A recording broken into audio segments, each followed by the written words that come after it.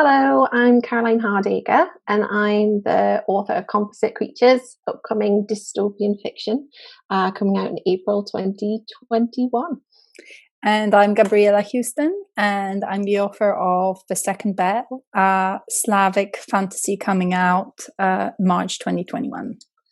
And this is Bookish Take, where we talk about our writing process from the initial ideas all the way through to the end, whereby you're submitting to agents or publishers or wherever you like. And this week, we're talking about editing and handling your first draft and transforming it into your second draft, and then what happens after that as well. So last time we sort of briefly touched on Caroline's insane editorial process, and it is actually mad. And maybe, Caroline, you can expand on it a little bit and explain to us the lengths you go to get us the finished novel. Part of me doesn't want to, because I think it'll put people off doing it. But I don't know why this has happened. So I've done this with more than one book, so it's not just a one-off. So what I'll usually do is I'll finish the first draft and then I will leave it for a while, which you read a lot of advice about, like putting it in a cupboard or putting it in a drawer. Sensible up till now, yes. Yes, sensible. I find it hard to do that for a very long time though, because usually I've just finished it and I want to already see what it's going to be like in the second draft. So it's very exciting. So I'll do that and then I'll pick it up. And then depending on how long I've left it, I'll reread it. And then I will look at it and think about really what I want it to be really about. And this normally involves quite a few changes on my part. So I outline it again. And at this point, I get out the giant paper, which is fun. It's like massive sheets of paper, and I literally draw a timeline. And on that, I do various colors. I'm a fan of big colorful things, so I put all the characters' motivations on. I put little themes on it. I try and map out as much as I can, but I try and reshape the whole novel in a very painful manner, so that when it comes to starting rewriting, I tend to rewrite the whole thing from scratch, which I've been told is insane on many accounts. On many times, but it's the way that works for me. And the reason for that is because I feel like the first draft is very raw. I might use extracts from it, I might use paragraphs, I might have almost the same chapter 11, for example, but the chances are the tone of it might have changed, or what there might be more themes in it, or that chapter 11 is now a chapter 4, and so the context needs to be a bit different. So even if the chapter is more or less the same, I do tend to rewrite that from scratch as well. And another weird thing I've been told is crazy is I start in the middle. I don't know how to explain why, but I feel like you haven't told me that one. No. No, I know, I don't think I did die, but I think the reason for it is because by the end of the second draft, I tend to try and have something which is pretty much almost there. So I take a lot more time over it, and how the beginning and the end work, I don't know until I've really done the middle, because I feel like the ending and the beginning are just so important. Particularly the beginning, because I tend to write the beginning last.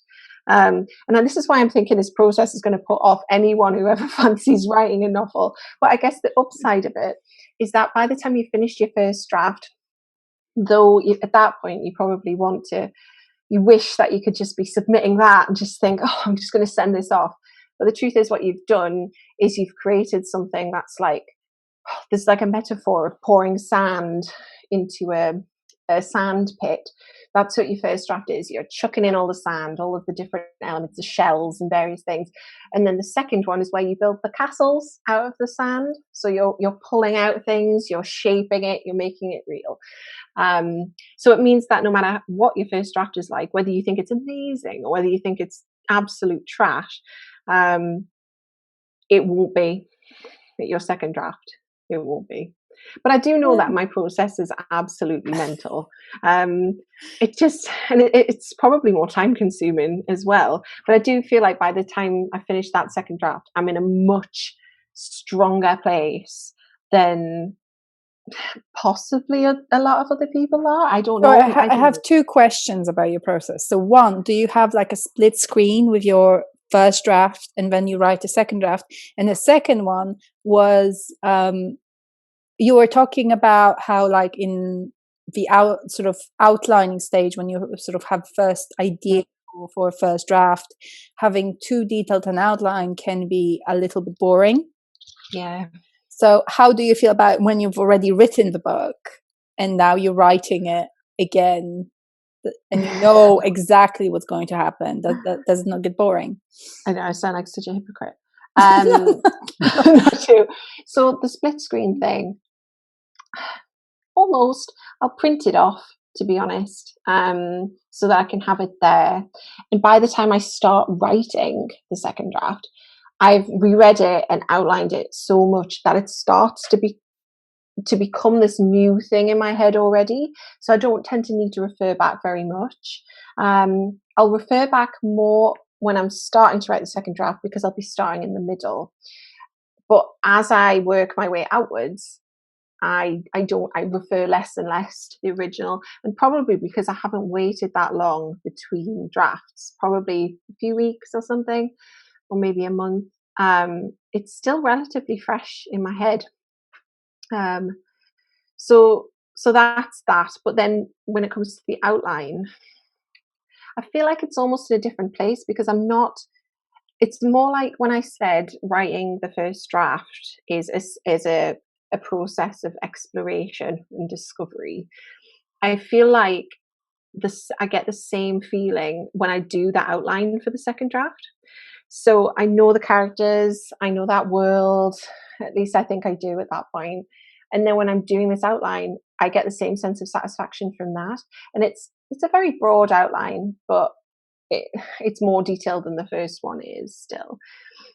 And so by the time it comes to actually writing that up into a new version of the novel, it doesn't matter, because I've already explored it. I'm already in it. If that makes any sense. It's quite hard to describe. I understand why no one else does this now, but it works for me. Anyway. I'm sure there are people out there who do this. It's just because you can find people on all sides of the spectrum. I hope so. If anybody does, I'd love to know. In case this video sort of make it sound like there's just one way of editing, I'm on the opposite side of the scale. So I write a very clean first draft.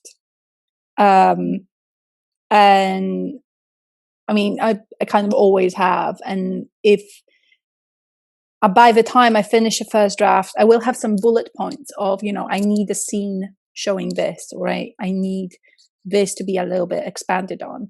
And those big points, those big sort of bullet points that I have for the main story or character development, I will go immediately and fix them, because it's fresh in my mind. So I know exactly what needs to happen between chapter 3 and chapter 4.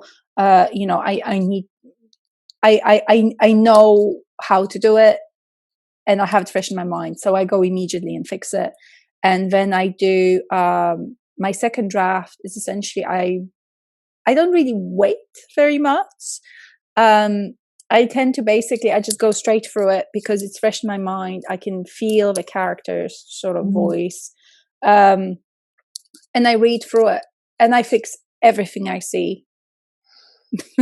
I'm not very efficient. I'm not, I don't know. It's there's a lot of people who sort of say that in the editorial process you should be very methodical about separating the main sort of structural edits from the copy edits, from the line edits, and those are separate things. And you don't need to, you shouldn't be proofreading at the first stage. But I think it really depends on the kind of clarity that you have about the story and just how clean your first manuscript is. So if you're going to rewrite the whole book from scratch, like what you do, like there's no point in you fixing typos in totally not. in your first manuscript. Whereas, but it's weirdly tempting to, though. Like if you come across a sentence, I get that.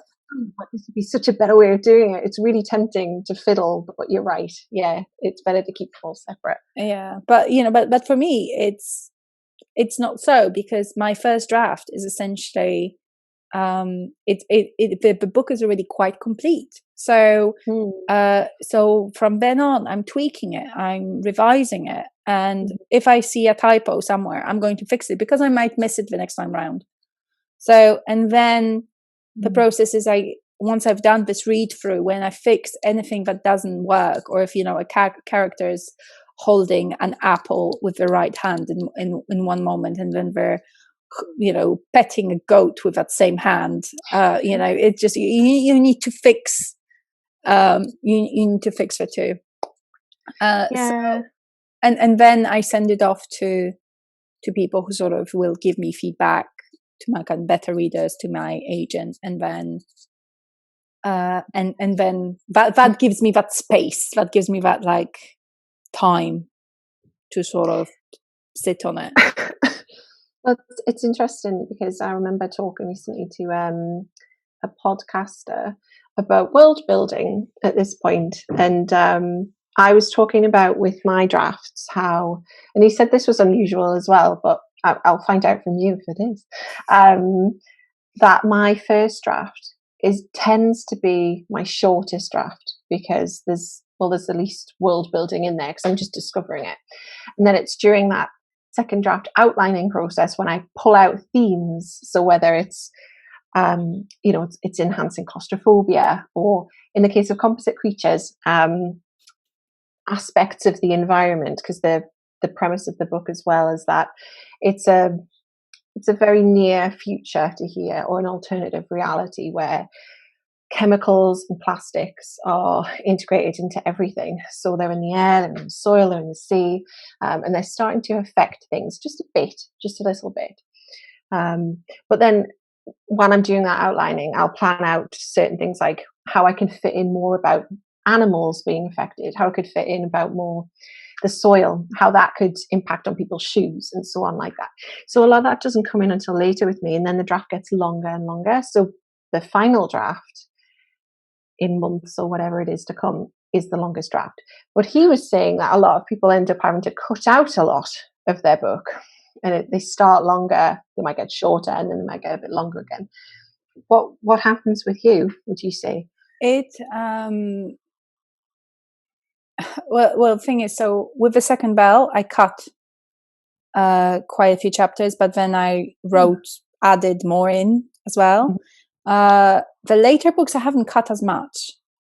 So I tend to sort of then write like a cleaner copy. I don't know if it's experience, because obviously each sort of subsequent book, more about your process and about writing in general. So so you will approach certain things differently. I know that there's a lot of writers who have a preference for kind of overwriting in the first draft, because it gives them that scaffolding for the story, where it's like, and then I have to build this all up. I need to write down whether my character prefers peaches to oranges, and then I will take that scaffolding off, but I will feel like I've know the character more. I don't feel I need that necessarily. I don't want, I'm getting to know my characters, but I don't need to know what blood type they are. Like I just need to know what they want, how they interact with others, and how they're changing on their journey. So it wouldn't help me. In fact, I think for me, it would be quite frustrating to overwrite that dramatically. I've had, I know people who write, 200,000 word novels, and then they cut it in half, essentially. And it's just, I would not be able to cope with that, because for one, it would feel to me like a wasted effort, because it would not, for me, it doesn't benefit me to have all that extra chapters on the character's background or whatever. Like, If it doesn't serve the story that I'm telling, then I don't need it. Yeah. Also, there's a logistical point in that if you, in your first draft, you've integrated things like what star sign they are or what their favorite cheese is. When it comes to editing that, that must be a nightmare because it's still relatively fresh in your head to remember all of these things, and there's probably more capacity for getting that wrong in future drafts, like with inconsistencies and so on. Plus, when you're getting to know characters, you know, if you're getting to know a friend, it's not the first thing you find out, is it? You get to know a sense of them as a person, and that's the most how they make you feel, isn't it, rather than what they like to do. And it's with also when it comes to consistency, actually I found that I mean, I work in Scrivener because it has the split screen function, which I can't work without. It's amazing. So I have, every time I introduce a character or every time I say something new about the character, I have a character table on the right hand of my screen, and I just add it in the description. So I have a 3-column table with a character name, their connection. So it's like, you know, whose aunt they are, or what is their sort of main belief, you know, sort of structure, and then their physical description with, you know, likes or dislikes if they are relevant. And I will keep referring back to that. And that actually also saves me time on the editorial, sort of at the editorial stage, where I'm like, oh, did this character have blue eyes or did this character have green eyes? I find this very, very helpful. It's funny that you should mention Scrivener, because I have Scrivener as well, and I tried to use it with my next novel. I don't know whether I've really learned how to use it properly, or whether it just doesn't agree with me so much. And I ended up going back to Microsoft Word, which is proper old school. But I don't know. I don't know whether maybe some people just have certain. It takes a moment, like, you know, you have to watch a couple of tutorials to sort of get at what you want. Yeah. In my kind of writer group that we meet, like I meet 2 writers who we sort of, you know, write with in cafes in pre-COVID times and sort of through Zoom, and they have sort of turned me onto Scrivener, but we each use it in a completely different way. We use different functions. We, you know, there's a friend of mine whose book has like 200 scenes, right? And she uses all those functions to do with, like, you know, different colored flags, different sort of highlights, so that, you know, this one belongs to these scenes belong to this character. And so this is very interesting to her. I have one scene. I just write it in a linear way, all the chapters together, and then in a split screen I can put in my research if I'm you know, I don't know, like thinking about photos, you know, I want some photos to do with like a period costume, or like survivalist stuff, or, you know, the plants that I mentioned or something like that, or the character, the one that I always have on my right hand side as default is the character table. So there's different ways of approaching it. It's a tool, so it's not a necessary tool. Like, there is no particular software you have to get, I think, to be a writer. You can write on a typewriter, you can write by hand, you can write by, you know, using Microsoft Word. You don't need this software. It's a tool, and I found it helpful.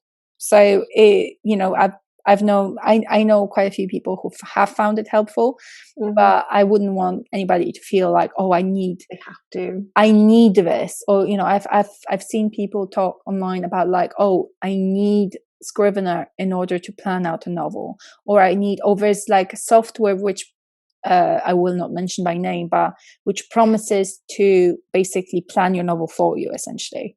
Like, that feels, and it's pure marketing. It's like nobody's going to write it for you. Nobody's going to sort of no software is going to go inside your head, pull out the ideas perfectly formed and just transcribe them onto paper. Like, you still have to do the work. No, well, I'm living proof that it doesn't necessarily work for everyone. I think I was probably about 5 chapters in to that book, and I moved back to Word. But I do think I'll try it again, though, because I have friends who've written all sorts of stuff, and a current friend who writes massive long novels and like 200,000 word epic things for publication, and he's found it massively helpful to organize, and I am try and be a massively organized person, so you might find that all your pin boards and stuff will translate very nicely into their functions. So yeah, maybe they will. But I mean, we're almost running out of time for this one, but I just wanted to ask one more thing, because next week we're going to talk about beta readers and the proofreading process. But I was just going to say, how many drafts do you tend to do when you're drafting before you let other people read it? I mean, I tend to send things to my agent actually after the second draft, because that's purely because second draft is not truly the second draft for me, because by the end of the second round of edits, I feel like I've done everything I can do without feedback, and he's essentially like one of my beta readers. So but people do it in very many different ways. It really depends on how cleanly you write your first draft, and whether, you know, how sort of structured it is to begin with, whether you need to add like 100,000 words before it forms a complete story. You know, it really depends. But for me, I basically do 2 rounds of edits, and then I send it off, and then I work with the comments I have, which we'll talk about next time. Yeah, with me it's more like 3, I would say. So there's the first write, the second write, which is basically writing the whole thing. But by that point, I'm usually quite confident that I've got the shape of it right. And then I will go through it again for a third draft. And that's when I start looking at language and just making sure that I know it's not in a finished place by the end of that third draft, but at least that it sounds like I want it to sound. And there's nothing majorly massively wrong with the tone or the language. So for me, it's like usually draft 3. And if I at that point identify a big change, maybe it might even be draft 4. But yeah, we'll talk about that more next week. So this was our thoughts anyway on editing and second drafting. Hope it's been quite useful. And next week, we're going to talk about beta readers and how to find them, how we use them, and how to ask for and how to receive feedback. It's a good point as well. Okay, well, we'll see you then. Thank you. Bye.